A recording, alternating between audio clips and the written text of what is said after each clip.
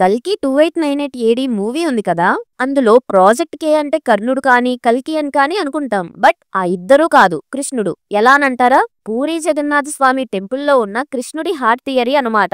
మనం ఎస్కిన్ ని అబ్జర్వ్ చేస్తే హార్ట్ దగ్గర స్టిచెస్ మార్క్స్ అనేవి ఉంటాయి. మీన్స్ హార్ట్ ట్రాన్స్ప్లాంటేషన్ అయ్యుండొచ్చు. అంటే పూరి జగన్నాథ్ స్వామి టెంపుల్లో ఉన్న కృష్ణుడి హార్ట్ ని తన హార్ట్ తో రీప్లేస్ చేసి ఉండొచ్చు. కానీ కృష్ణుడి హార్ట్ అనేది కలియుగం వరకు ఉండడం వల్ల ఆ హార్ట్ వీక్ అయ్యి ఉండొచ్చు.